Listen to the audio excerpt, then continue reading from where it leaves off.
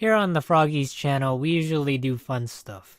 Now it's been once a month. But other times we touch on serious topics that could potentially improve Wizard101. Or any other game, I don't know. And in the past month or so, I've been playing other games to get an idea of how their systems worked. I was literally like Dora the Explorer, without the stupid map and monkey, lost in worlds pretty much unknown to me. So today I thought I'd talk about some things that could be borrowed from other games. I've talked about this before in a video I've made, but I wanted to reiterate it. There should be just some recycling program where you could just throw the loot box items, garbage you get from the recycling bin, and it shits out some sort of currency. After playing quite a few number of MMOs and a gacha game, I came to the realization that having an exchange is common. In Elder Scrolls Online, there are crown gems for crown crates. In Genshin Impact, there are these little purple heart medallions for one spin at the slot machine. In Wizard101, nothing like this exists, because whatever you get, you're just stuck with it. It doesn't provide value to anybody. It just makes them feel cheap, because they bought it and they can't use it. Or they don't want to use it. Technically, you could just sell them for piddly ass amounts or trash them.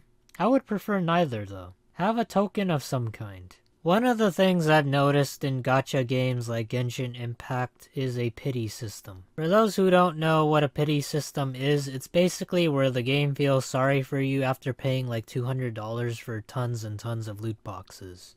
Maybe you were unlucky that day and got struck by lightning twice, I don't know. Anyways, the pity system guarantees you an item of high rarity after a certain number of loot boxes. So instead of pain, you just feel pitied, if that's a word. In Wizard101, there is no system for this.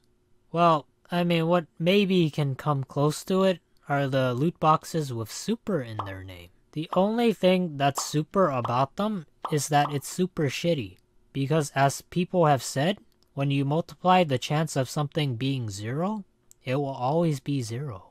Now, I'm not one to propel the sale of microtransactions, nor do I think it's right, but I do think people should be guaranteed value for what they pay for, in terms of cosmetics, not pay-to-win stuff though. There are tons of people who spend hundreds of dollars for a virtual item just to dress up their own personal waifu, and they get garbage in return. I don't share this sentiment, but more power to you.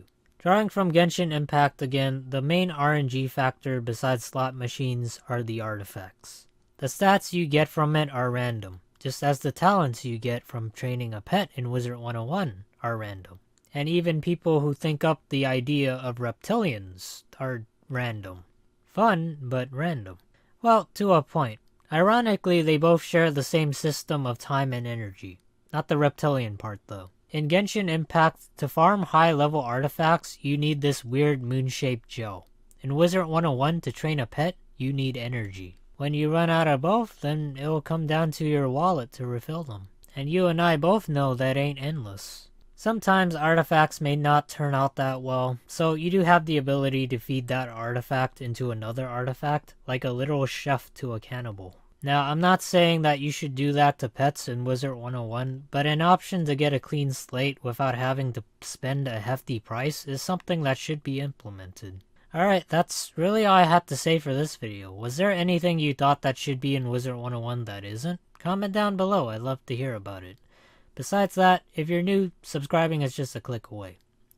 Other than that, take care, and I'll see you guys.